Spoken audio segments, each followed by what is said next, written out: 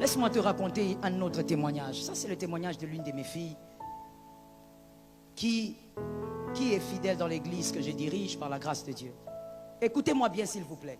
Si tu as un sommeil diabolique, chasse ce sommeil au nom de Jésus.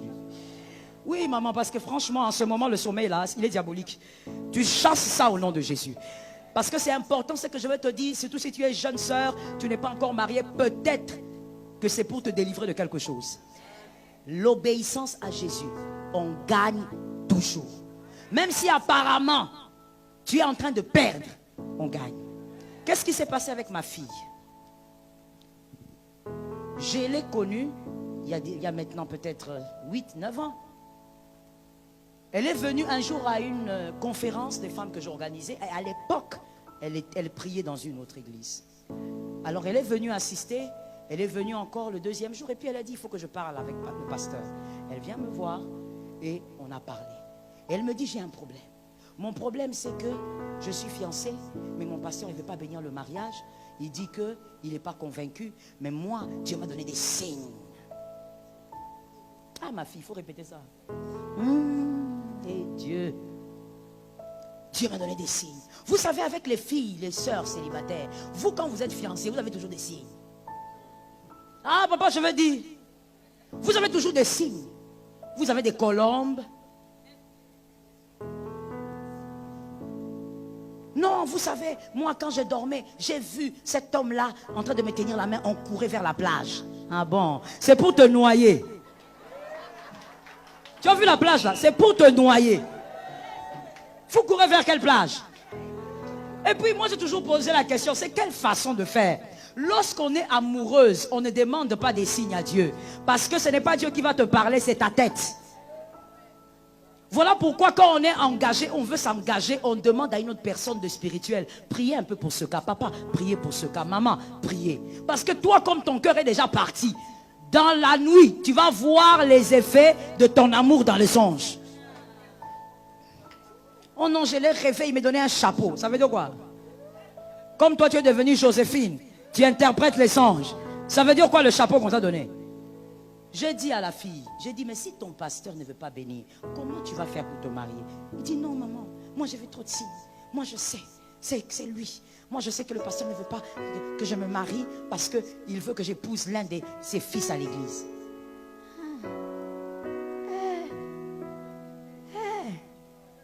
Ma soeur, ta sorcellerie a grandi.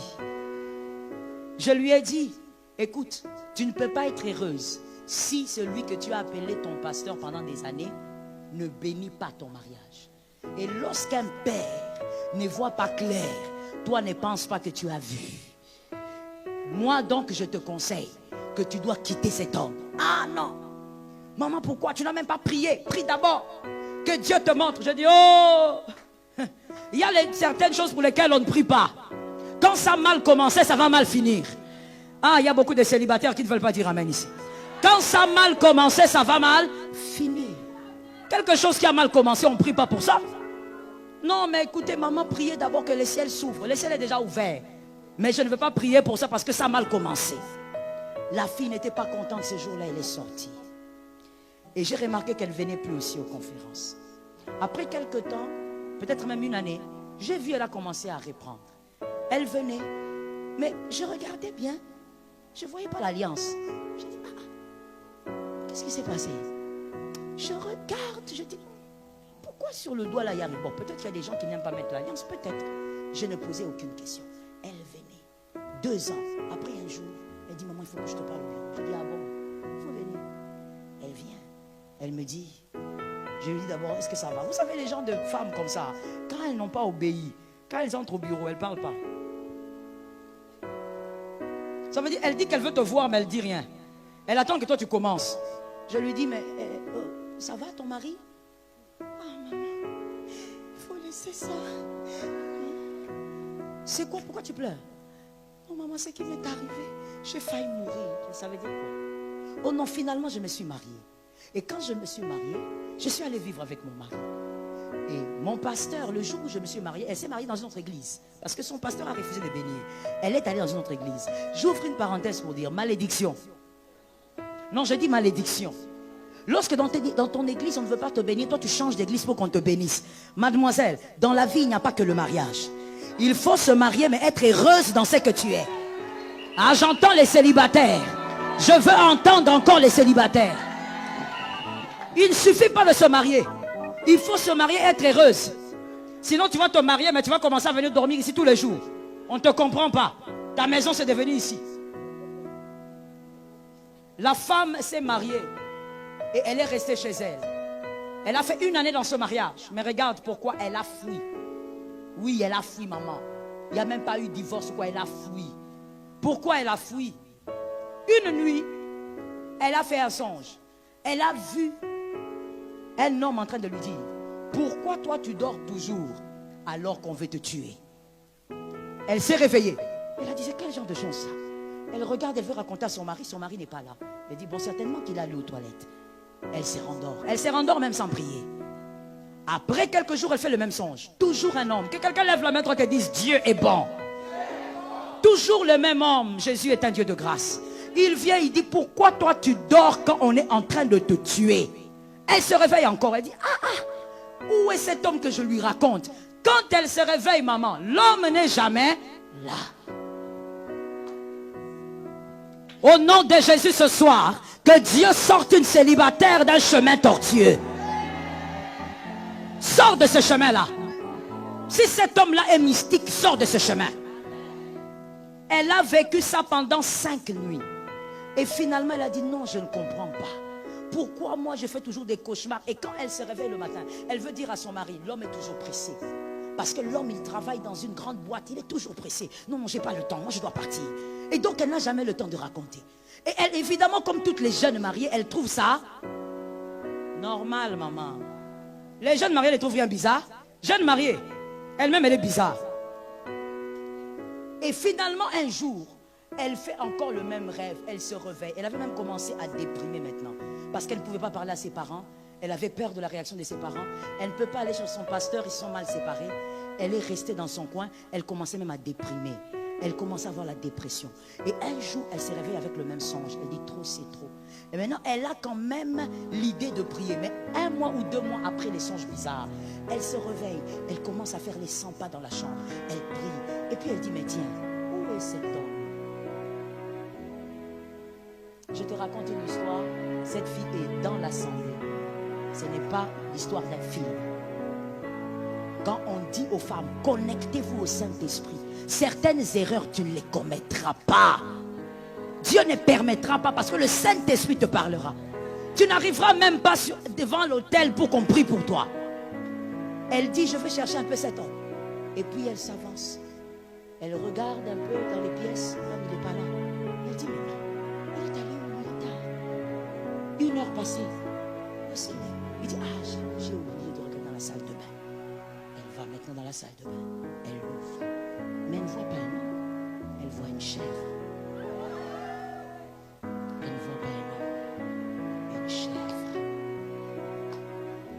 Ah, cabri, hein. Elle voit un cabri. Elle le voit là dans la salle de bain, en train de le regarder. Toi, tu as déjà vu un cabri où tu le regardes, il te regarde. Tu le regardes. Mademoiselle, tout celui que tu vois en pantalon cravate n'est pas un homme.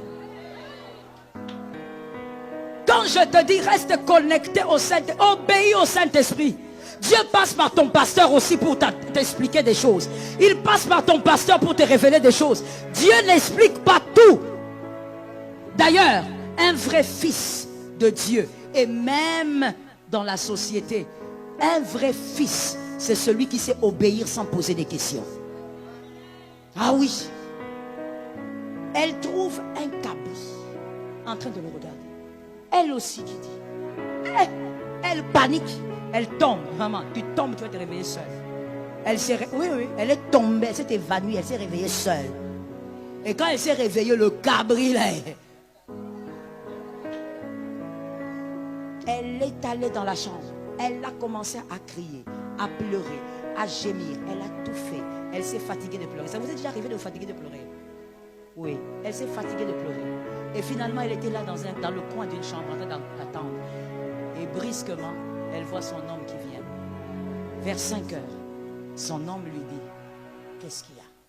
Pourquoi tu me regardes comme ça? Est-ce que tu ne portes pas les bijoux? Est-ce que tu ne manges pas ce que tu veux? Tu m'as demandé 2 voitures, je ne t'ai pas donné. Qu'est-ce que tu veux?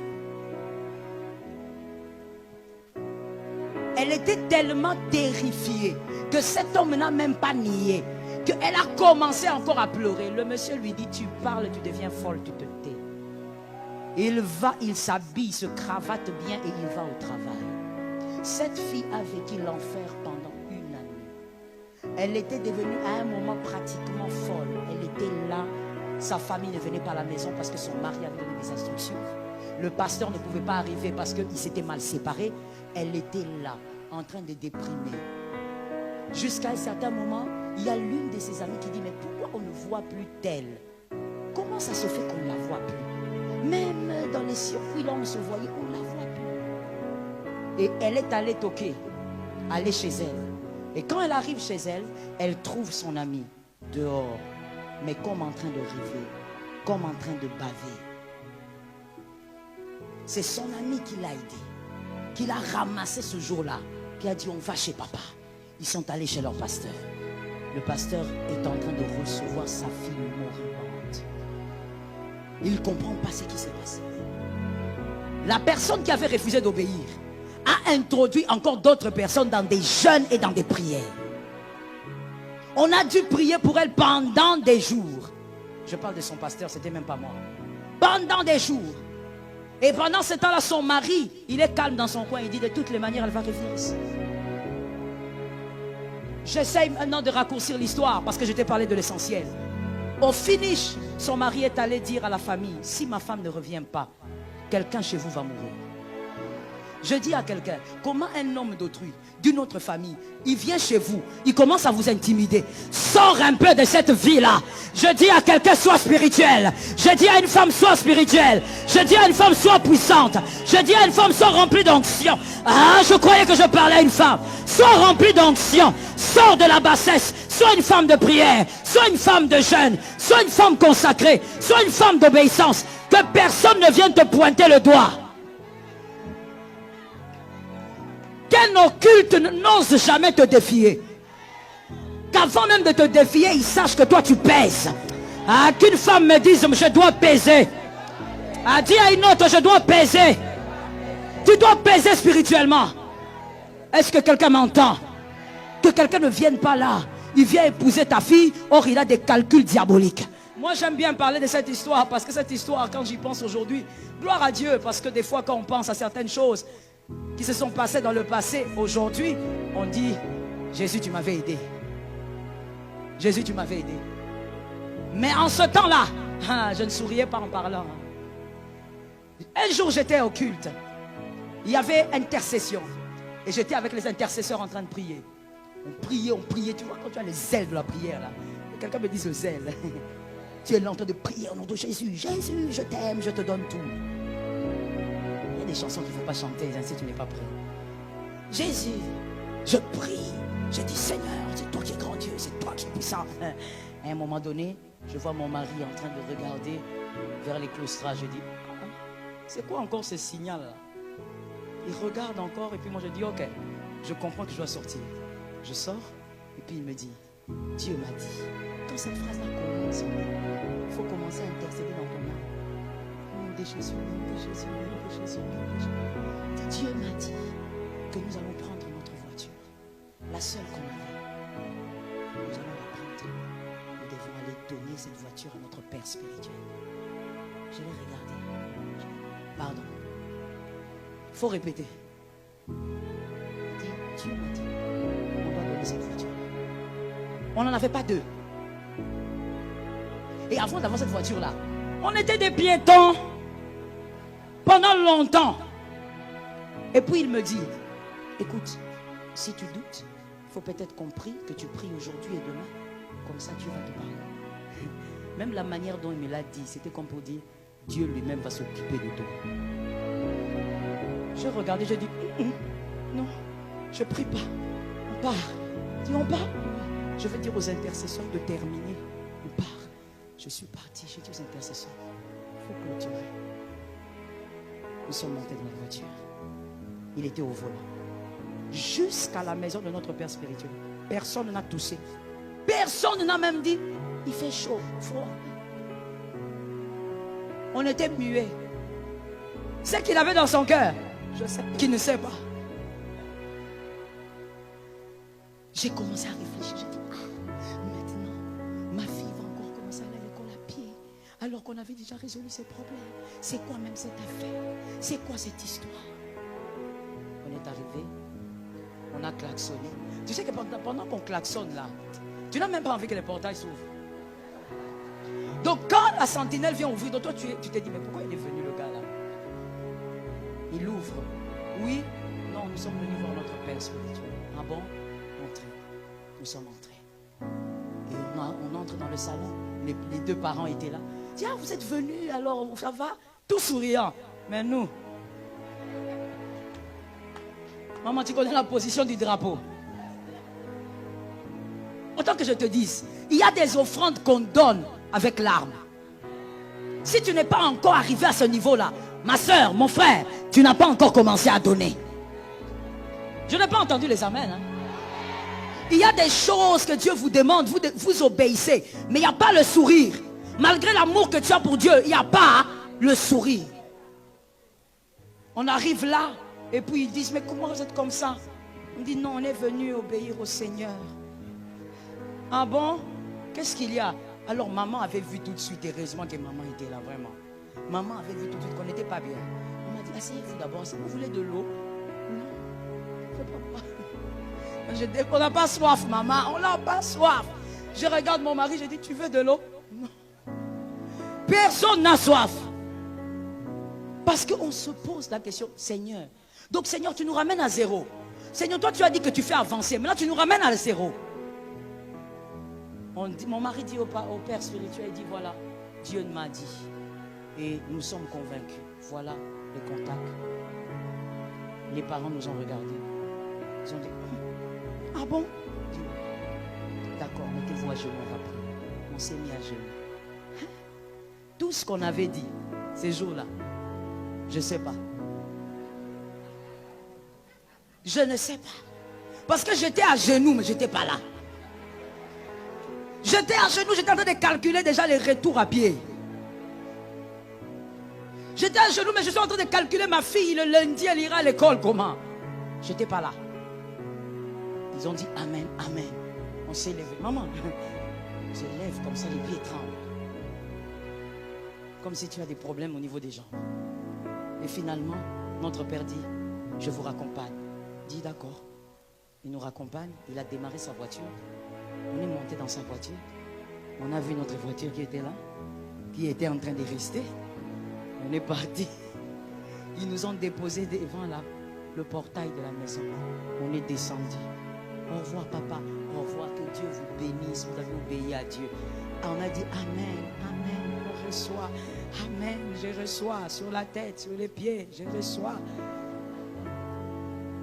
Mon frère, on est allé à la maison. Je ne sais même pas comment cette soirée s'est terminée. Je n'ai même pas le souvenir. Tellement que c'était une soirée bizarre. Ça veut dire, maman, c'est le genre où il y a quelqu'un qui est marié ici. Il y a les femmes mariées ici. Alors vous allez me comprendre. C'est le genre où vous entrez dans la maison, l'autre va là-bas. Vous ne vous retrouvez pas dans la même pièce. Parce que la douleur est trop grande. Ça veut dire que c'est le genre de douleur où tu n'as même pas besoin qu'on te console. Donc dedans, il y a déception, il y a colère. Mais c'est Dieu qui avait dit. C'est Dieu qui avait dit. Pourquoi je te parle de ça? C'est pour te dire que je n'avais pas obéi parce que ça me plaisait. Et même quand j'avais fait là, ça ne me plaisait pas. Mais la maturité demandait à ce que Dieu demande. C'est ce qu'il faut. Il n'y avait pas besoin de prier. Il n'y avait pas besoin de dire, moi aussi je vais demander à Dieu. Ce que Dieu demande, c'est ça même ce qu'il te faut. Même si ça te fait grincer les dents, c'est ce qu'il te faut. Est-ce que quelqu'un m'entend? Je t'épargne de ce que Dieu a fait après.